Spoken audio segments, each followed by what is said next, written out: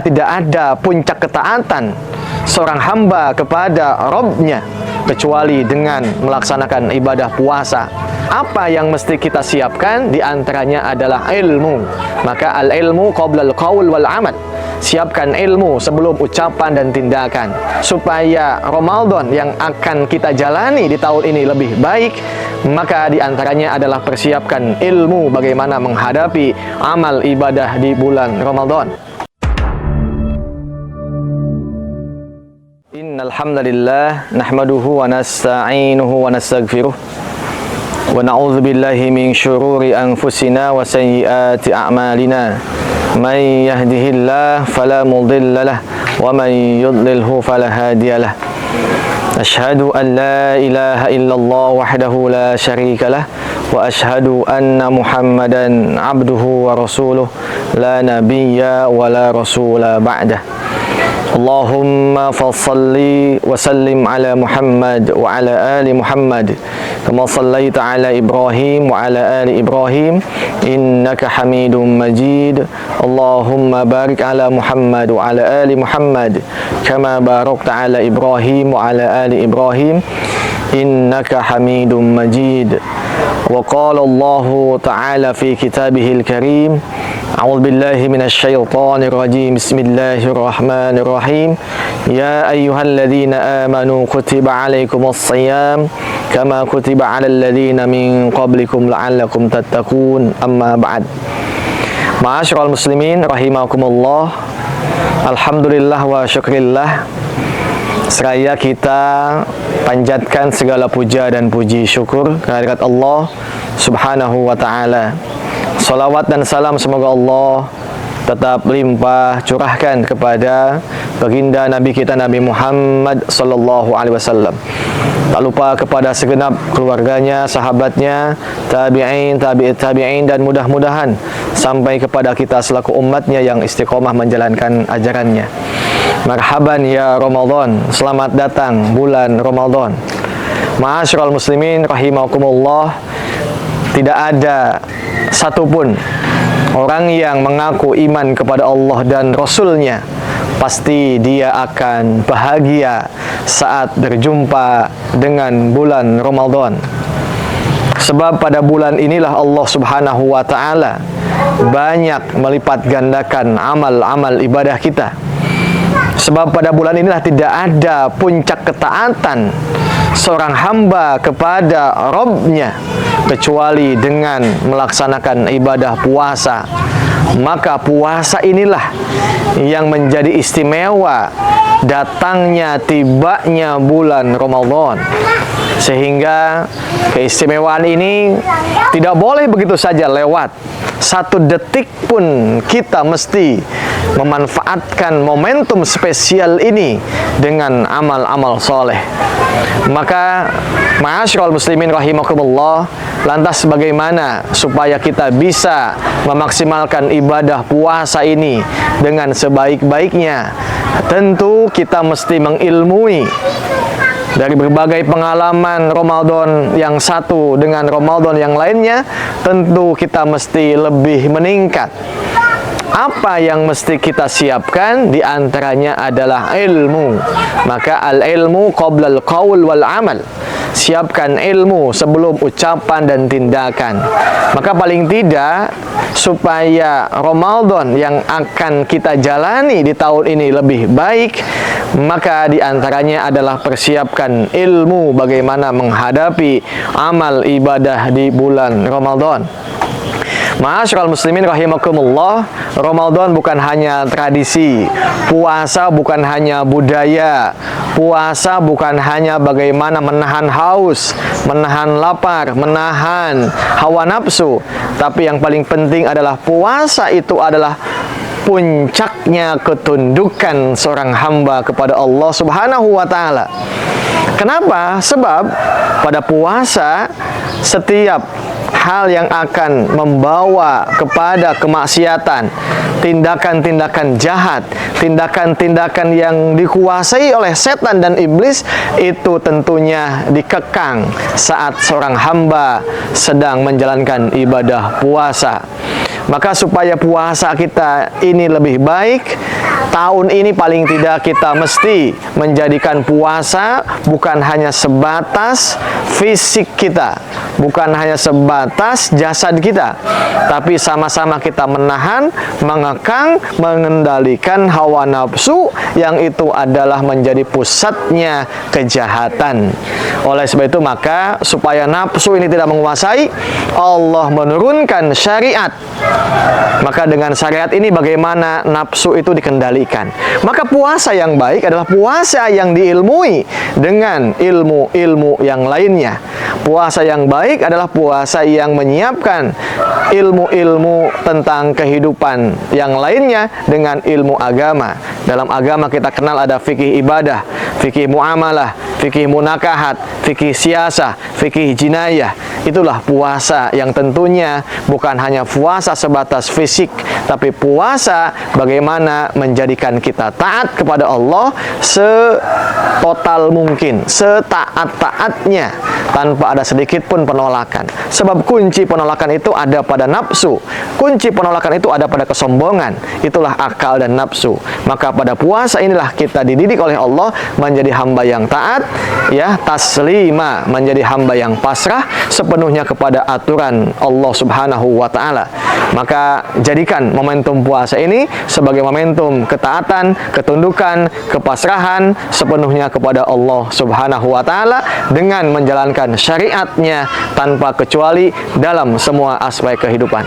Ma'asyiral muslimin rahimakumullah, bicara bulan Ramadan itu adalah bulan yang sesungguhnya dalam ayat-ayat Quran tidak bisa dipisahkan dengan munasabat, kaitan dengan ayat-ayat sebelum dan sesudahnya. Nah, contoh saja misalnya ketika kewajiban puasa itu diwajibkan, ya, Allah Subhanahu wa taala melanjutkan teknis pelaksanaan puasa itu dengan apa? Dengan diturunkannya Al-Qur'an. Maka Allah menjelaskan syahrul Ramadan alladzi unzila fihil Qur'an. Bulan Ramadan adalah bulan diturunkannya Al-Qur'an. Nah, maka ma'asyiral muslimin rahimakumullah, supaya bulan Ramadan yang kita jalani di tahun ini lebih istimewa, lebih baik dibandingkan dengan Ramadan sebelumnya, maka sandingkan amal ibadah Ramadan dengan Al-Quran. Apa saja aktivitas interaksi muamalah dengan Quran? Maka pertama, level yang paling, ya, yang paling kecil, yang paling rendah itu adalah membaca tilawatil Quran. Maka tilawah inilah yang mesti banyak menghabiskan waktu-waktu kita di bulan Ramadan. Kalau bisa supaya Ramadan tahun ini spesial, sebelum masuk ke Ramadan kita sudah punya agenda, sudah punya rencana, sudah punya ambisi, sudah punya target-target yang akan kita lakukan, ya, interaksi dengan Al-Quran pada bulan Ramadan nanti. Misalnya, ya, tentang bagaimana Ramadan itu nanti kita akan selesaikan membacanya, ya, sekian juz, ya, dan seterusnya. Baik, level yang kedua, ikhwan fiddin rahimakumullah, tidak cukup dengan level membaca. Sibukkan level yang selanjutnya, naikkan dengan apa? Dengan kita menghafalkan Al-Quran. Menghafal itu adalah aktivitas para nabi, aktivitas para sahabat, aktivitas tabi'in, aktivitas ulama salafus salih. Dan salah satu syarat dalam mengkaji ilmu-ilmu syar'i diantaranya adalah menghafalkan Al-Quran. Sebab Quran itu adalah sumbernya ilmu, dan menghafal itu adalah tahapan yang paling basic dalam mempelajari ilmu-ilmu syar'i.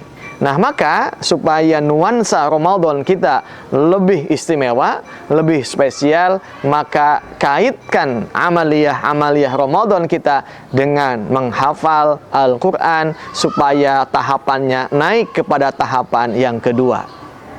Nah, tahapan yang ketiga setelah menghafal ya dan murojaah tentunya, sebab menghafal dan murojaah ini adalah dua sisi mata uang yang tidak bisa dilepaskan. Kalau ada seseorang menghafal, dia tentu konsekuensinya mesti murojaah. Maka membaca, menghafal plus murojaah itu adalah aktivitas Ramadan yang tidak bisa dipisahkan dengan Al-Quran. Nah, tidak cukup sampai di level yang kedua, maka tingkatkan pada level yang ketiga. Level yang ketiganya adalah tadabbur. Afala yatadabbarunal Qur'an am ala qulubin aqfaluha. Tidakkah kalian perhatikan bagaimana orang yang tadabbur, mentadabburi ayat-ayat Quran. Bagaimana cara mentadabbur itu? Tadabbur itu satu, kita memahami ilmu, ya, ilmu yang bisa kita faham dengan Al-Quran. Apa? Itulah ilmu bahasa Arab. Sebab Quran diturunkan Allah dengan menggunakan bahasa Arab. Nah, oleh sebab itu maka mengkaji bahasa Arab di bulan Ramadan itu adalah aktivitas mulia. Ya, aktivitas yang tidak bisa dipisahkan antara Ramadan dengan taklim, Ramadan dengan pengkajian, Ramadan dengan pembelajaran, Ramadan dengan kajian. Nah, kajian yang paling utama diantaranya adalah mengkaji, mendalami ayat-ayat Al-Quran. Dari mulai bagaimana sababun nuzulnya, hikmah dan kandungannya, kisah-kisahnya, hukum-hukumnya. Dan yang lebih penting adalah, tentu adalah setelah kita faham dan belajar, adalah mengamalkan Quran dalam semua aspek kehidupan. Itulah pesan utama Ramadan, sehingga ketaatan lewat puasa dilanjutkan dengan ketaatan dalam semua aspek kehidupan. Ma'asyiral muslimin rahimakumullah, ada hal penting yang mesti kita pahami di balik penetapan syariat kewajiban puasa.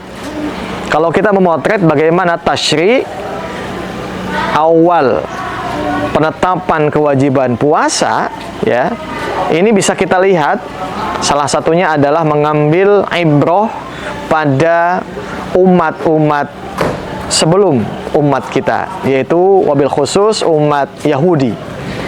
Umat-umat sebelum kita itu mereka saat mendapatkan kewajiban puasa banyak memprotes, banyak meminta, atau bahkan juga banyak menunda kewajiban itu. Sehingga salah satu penjelasan para mufasir bahwa di antara Allah mewajibkan kembali kepada umat Nabi Muhammad SAW itu adalah la'allakum tattaqun, supaya kalian bertakwa. Kenapa ada kalimat bahasa la'allakum tattaqun? Sebab pengalaman saat kewajiban puasa itu diwajibkan kepada umat-umat sebelum Nabi Muhammad, itu mereka justru malah bukan taat, yang ada malah memprotes atau bahkan justru ingin, ya, menampakkan kengeyelannya atau juga pembangkangannya. Saat puasa itu diwajibkan pada musim panas, mereka minta di musim dingin. Saat puasa itu juga dilakukan kewajibannya dalam jumlah yang sudah ditetapkan, tapi mereka tetap saja masih meminta untuk diringankan pelaksanaannya. Nah, dengan demikian maka sebetulnya kalimat la'allakum tattaqun yang menjadi penjelasan di ujung ayat puasa ini menunjukkan bahwa sebetulnya pesan utamanya adalah, ya, ketika kita beragama, agama ini harus betul-betul, ya, menguasai kita. Agama ini betul-betul bukan hanya sebatas eksistensi, bukan hanya sebatas pengakuan, bukan hanya sebatas identitas. Saat ini di tengah-tengah umat kita, kalau kita melihat bagaimana pengalaman, ya, yang dialami oleh umat-umat beragama, yaitu baik Yahudi atau Nasrani, beragama itu lebih kepada seremonial, beragama itu lebih kepada identitas. Nah, saat ini itu penting untuk disampaikan kepada umat Nabi Muhammad SAW. Maka beragama ini bukan hanya identitas, bukan hanya formalitas, bukan hanya seremonial, yang paling bahasa mudahnya bukan hanya sebatas Islam KTP, tapi justru Islam ini mesti menjadi, ya, panduan dalam setiap tindak tanduk dan putusan kita.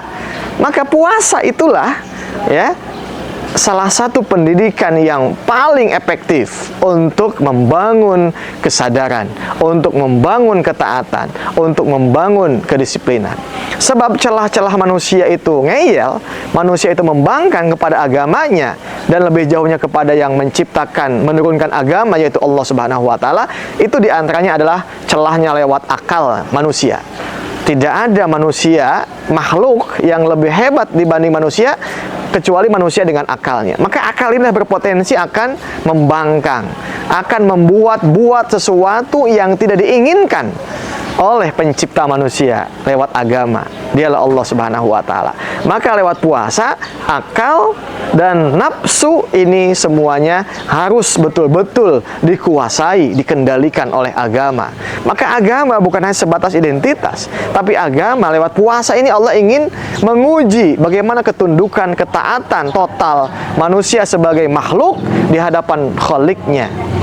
Maka sesungguhnya idealnya apa? Ketika manusia berpuasa dan dia tunduk, taat, menjaga, menahan, mengekang, mengendalikan nafsu, akal, dan pikirannya, maka sebetulnya inilah yang Allah inginkan. Jadi ketaatan total itulah bahasa takwa. Maka takwa itu bukan hanya kita dalam ibadah mahdhah, tapi juga pada ibadah-ibadah sosial yang lainnya. Dalam kepemimpinan, dalam mengatur negara, dalam mengurus rakyat, dalam mengurus ekonomi, dalam mengurus politik, sosial, budaya, itu semua ada panduannya dalam agama. Maka ketika kita taat, hakikatnya kita menjadi makhluk yang sesungguhnya di hadapan Khalik, bukan makhluk yang menggabungkan Khalik dalam waktu yang sama. Inilah yang disebut dengan pemisahan agama dengan kehidupan. Bahasa lain pemisahan agama dengan kehidupan atau dikenal dengan istilah sekularisme, itu akibat manusia. Satu sisi dia jadi makhluk, butuh Khalik, namun di sisi lain manusia dengan potensi akal dan nafsunya, dia ingin menjadi Khalik hingga dia menegasikan agama yang ngatur, ngurus kehidupannya. Maka pesan puasa la'allakum tattaqun adalah kita kembali kepada sebagai makhluknya Allah, dan kita akan kembali kepada Tuhan yang menciptakan kita. Itulah hakikat la'allakum tattaqun. Maka jangan ada celah lewat akal dan nafsu kita untuk bisa menguasai, bahkan juga menegasikan agama, wabil khusus menegasikan Islam sebagai ajaran yang kita yakini. Mudah-mudahan kultum yang singkat ini membawa manfaat dan juga kita bisa mengambil pelajaran lewat hikmah di balik pensyariatan ibadah puasa. Hadanallahu wa iyyakum ajmain. Assalamualaikum warahmatullahi wabarakatuh.